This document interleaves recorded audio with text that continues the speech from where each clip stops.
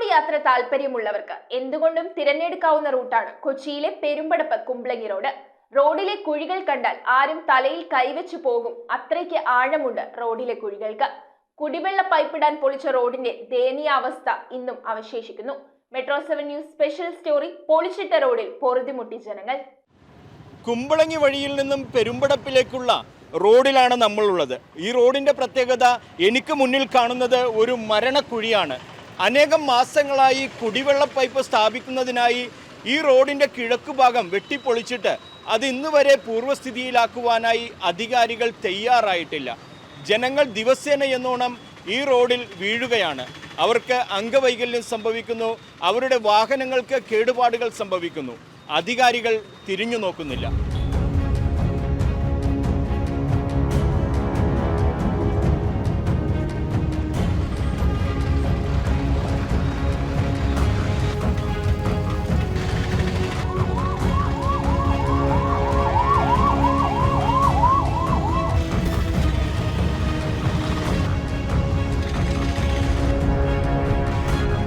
ഭയങ്കര അനാസ്ഥയാണ് കാണിക്കണത്. ആരാണെങ്കിലും ജനങ്ങൾ മരിച്ചാലും അടിപൊളിയായിട്ട് കണക്കൂട്ടാൻ പറ്റുള്ളൂ. ഒരു പട്ടിയുടെ ജന്മം എന്ന് പറയാം മനുഷ്യനിപ്പോൾ.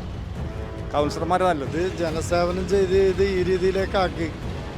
ഇത് ആരും തിരിഞ്ഞു നോക്കാൻ ആളില്ലാത്തൊരവസ്ഥയായി ഇപ്പോൾ ഇത്. പിന്നെ എൻ്റെ വണ്ടി കഴിഞ്ഞ ദിവസം കുഴി പോയി. വെള്ളം കൊണ്ട് കുഴി ഏതാണ്, റോഡ് ഏതാണെന്ന് അറിയാൻ പറ്റില്ല. അത് ചെയ്യണ ലോകം മണ്ടാണ്. ഇപ്പോൾ ഈ 3 കിലോമീറ്റർ ഏരിയയിൽ ഈ കുമ്പളങ്ങി വഴി മുതൽ പെരുമ്പടപ്പ് വരെയുള്ള ഭാഗത്ത് ഇത് മുഴുവനും കൊത്തിപ്പൊളിച്ചിട്ടിരിക്കുകയാണ്.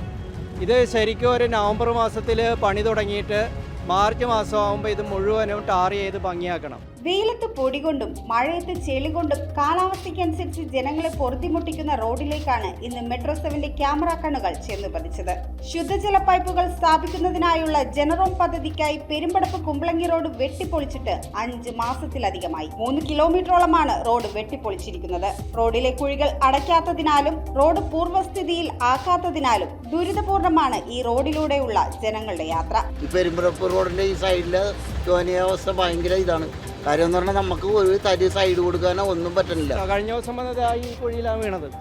ഞാൻ നിൽക്കുമ്പോഴാണ് വീണത്. എന്നിട്ട് പൊക്കി ഞങ്ങളെല്ലാവരും കൂടി വിട്ടു. അപ്പോൾ തുറവൂർ വഴി ആകാശപാത അരൂർ പണിയുന്നതുകൊണ്ട് വാഹനം തിരിച്ചു വിടുകയാണ്. ഭയങ്കര കഞ്ചക്ഷനാണ്. ഇത്രയും വേഗം ഇത് നന്നാക്കിയില്ലെങ്കിൽ പൊതുജനം തെരുവിലിറങ്ങേണ്ട അവസ്ഥയാണ്. ശരി, മരണം മുന്നിൽ കണ്ട് സഞ്ചരിക്കേണ്ടി വരുന്ന ജനങ്ങൾ ഒരു അപകടത്തിനായാണോ അധികാരികൾ കാത്തിരിക്കുന്നതെന്നാണ് സംശയിക്കുന്നത്.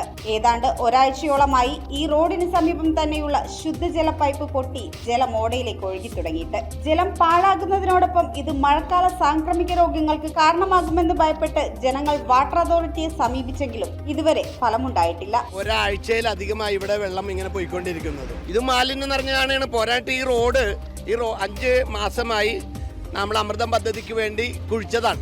ഇതിൻ്റെ മുകളിൽ കൊണ്ടുവന്ന് അവർ കുറേ എന്താ പറയുന്നത്, സിമെൻറ്റ് പൊടിയാ മണ്ണെല്ലാം ഇടുന്നുണ്ട്. ഇതെല്ലാം ഈ കാണയിലേക്ക് ഒഴുകി പോകുന്നതാണ്.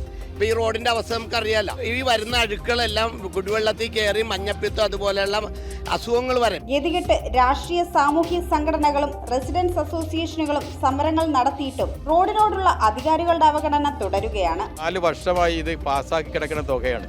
ഇതുവരെ PWD കണ്ണ് തുറക്കാതെ നമ്മളെ റെസിഡൻസ് അസോസിയേഷനും ജില്ലാ അസോസിയേഷനും വരെ പങ്കെടുത്ത ഒരു വലിയൊരു പ്രക്ഷോഭം ഇവിടെ നടത്തിക്കൊണ്ടിരിക്കുകയാണ്. എന്നിട്ട് പോലും ഇത് അധികാരികൾ കണ്ണ് തുറക്കാതിരിക്കുന്നത് എവിടെയാണ് തടസ്സമെന്ന് മനസ്സിലാവുന്നില്ല. ആകെ ദുരിതത്തിൽ വരെയാണ് മനുഷ്യരെല്ലാവരും. ഇനി മഴയും കൂടി പെയ്തു കഴിഞ്ഞാൽ ദുരിതം. മഴ മാറിക്കഴിഞ്ഞിട്ടുണ്ടെങ്കിൽ ഭയങ്കര പൊടിയും ഇതൊക്കെ തന്നെയായിരിക്കും. നിരന്തരമായി പ്രദേശത്ത് ഇരുചക്ര വാഹനങ്ങളും കാൽനട യാത്രക്കാരും ഉൾപ്പെടെ അപകടത്തിൽപ്പെടുന്ന സ്ഥിതിയാണ് നിലവിലുള്ളത്. വീട്ടിൽ നിന്ന് നമ്മളെ വഴി അങ്ങോട്ട് പോകണമായിരുന്നു. നമ്മൾ പോകാൻ കഴിച്ച് അവിടെ നിന്ന് ഇവിടുന്ന് കാറ് കഴിഞ്ഞ് ഓട്ടോറിക്ഷയൊക്കെ തിരക്കാണ്. ഞാനിങ്ങനെ പോകാനായിട്ട് എനിക്ക് കേപ്പ് കിട്ടി. അത് റോഡൊക്കെ പൊളിച്ചിട്ടുണ്ട്. ബ്രേക്ക് പിടിച്ചത് കണ്ടു. ഞാനിപ്പോൾ ഇങ്ങനെ പൊളിഞ്ഞ് പറ്റി പൊളിഞ്ഞ്. പിന്നെ ഇവിടെ വേറെ സംഭവിക്കുന്ന പറ്റി പൊളിഞ്ഞ് സ്റ്റിച്ചിട്ടായിരുന്നു. കാടി വെക്കാൻ പാടില്ലല്ലോ. ഞാനെൻ്റെ ഒക്കെ വിളിച്ചിട്ടാണ് നടക്കുന്നത്. ബാത്റൂമിൽ പോകാൻ പ്രത്യേകം ഇറങ്ങാൻ പറ്റില്ല.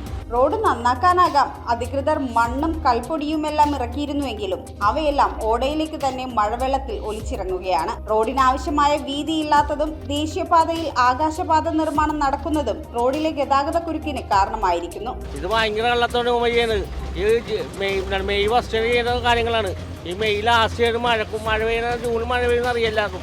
ഇത് ഏത് മണ്ടന്മാരെ ചെയ്തതെന്ന് അറിയാൻ പറ്റില്ല. എന്തെങ്കിലും റോഡ് പണിത് കഴിയുമ്പോൾ അപ്പോൾ കുത്തി വിളിക്കാൻ വരും. ഇവന്മാർക്ക് എന്ത് കേസെടുക്കണമെന്നാ കടേ ഞങ്ങൾക്ക് ടാക്സ് കൊടുക്കുകയാണ്, ടാക്സ് കൊടുത്തിട്ടാണ് ഈ വണ്ടി ഓടണം. വർഷങ്ങളായിട്ട് പെരുമ്പടപ്പിലെ ജനങ്ങൾ ഈ ഒരു റോഡിന് വേണ്ടി ഭയങ്കരമായിട്ട് ബുദ്ധിമുട്ടുന്നുണ്ട്, അത്രയും കഷ്ടപ്പെടുന്നുണ്ട് ഞങ്ങൾ. റോഡിന്റെ അരക്ഷിതാവസ്ഥ സമീപമുള്ള വ്യാപാരികളെയും പ്രദേശവാസികളെയും യാത്രക്കാരെയും ഒരേപോലെ ദുരിതത്തിലാക്കുമ്പോൾ എത്രയും പെട്ടെന്ന് ഒരു പരിഹാരം വേണമെന്ന ആവശ്യമുയർത്തുകയാണ് ജനങ്ങൾ. ഇപ്പോൾ വീതി ഇല്ലാത്തതുകൊണ്ടാണ് മെയിൻ പ്രശ്നം. കാരണം റോഡ് വണ്ടികളെല്ലാം ഇതിൻ്റെ സ്ലാബുകൾ മുകളിൽ കയറ്റി പോകും. അപ്പോൾ സ്ലാബുകൾ പൊടിയാണ്, പല സ്ഥലത്തും ഇതുവരെ കാണാൻ ഇതായിട്ട് കിടക്കണേ. ഈ പൈപ്പിൻ്റെ പണിയായിട്ട് ചെയ്യുന്നതുകൊണ്ട് ഇതുവരെ ചെയ്തിട്ടില്ല.